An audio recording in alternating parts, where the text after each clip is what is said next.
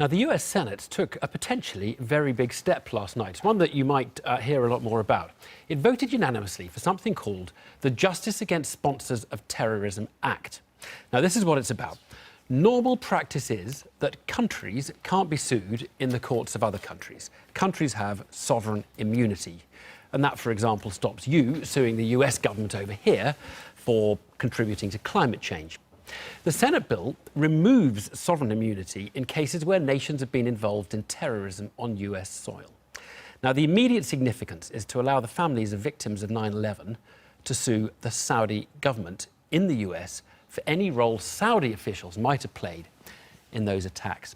But the bill opens up a can of worms in international law. President Obama doesn't like it, as it invites potentially other countries to pass similar laws. It also threatens US-Saudi relations. It's not clear how the bill will fare. However, the 9/11 families have already chalked up a significant victory.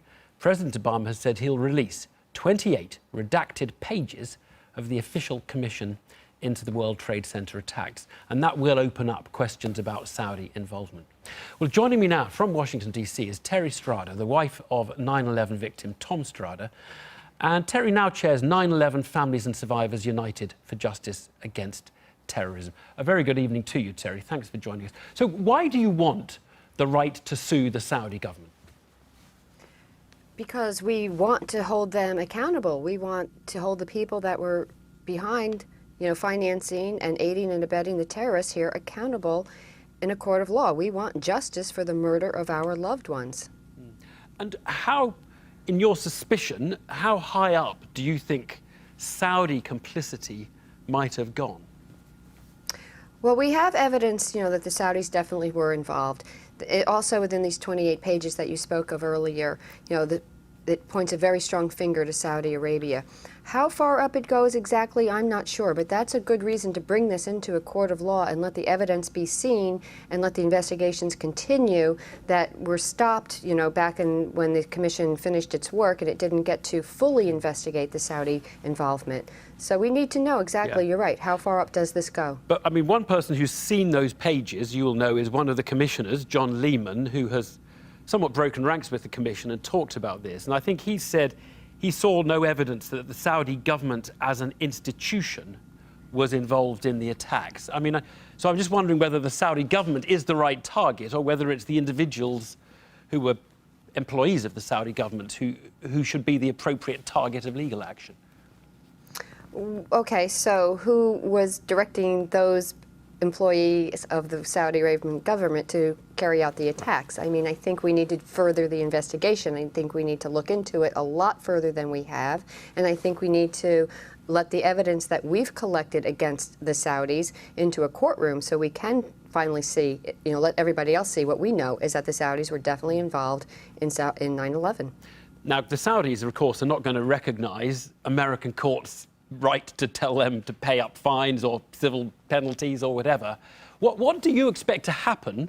I mean, if you go to a US court and win, I don't know, a victory against the Saudi government, what is the outcome? What are you looking for? What we're looking for is accountability, and we're looking to hold them accountable for the role that they played in murdering 3,000 people on American soil.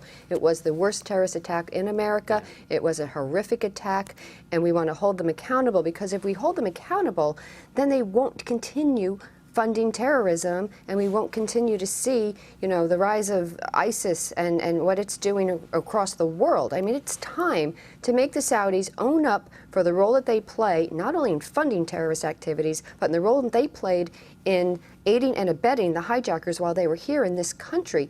If we don't hold them accountable, they're not going to stop. So the biggest thing that I'm concerned about is our future, and how do we protect our future from future terrorist attacks? Well, first of all, we have to hold the people accountable for 9/11, and we need to know the full truth behind 9/11 before we can ever really protect ourselves going forward. What do you think of the legal arguments? Clearly, President Obama is not keen on this idea. The legal arguments around sovereign immunity, I don't know if you can hear me, but sovereign immunity, that it sets a precedent that other nations will then want to sue the US. Have you lost? I've lost it just for a second there. So the sovereign Can you hear me now? No, I was question. just interested in Yes, whether what the legal arguments, whether there's weight in the president's legal argument that other nations will start suing Americans. You know, Iraqis will start suing Americans in Iraqi courts. I mean, does that happen? No, absolutely not. Every country has their own sovereign immunity laws already set in place, just like we do. And within our sovereignty immunity laws, there's already an exception to the Foreign Sovereign Immunity Act that you can hold people accountable for their acts of terrorism. That has just been misinterpreted by our courts. So we're just trying now to fix that issue with our the Justice Against Sponsors of Terrorism Act, and hold the people that aid and abet or finance a terrorist attack on American soil that happens to injure or murder Americans. So it doesn't change this internationally. It doesn't change other other countries, what they can and can't do. They're entitled to have whatever laws they want, whether we have JASTA or not. Terry Strada, thank you so much. And people will be watching this with, I think, very great interest. Thank you very much indeed. Yes, very closely. Thank you very much. Thanks. Thank you.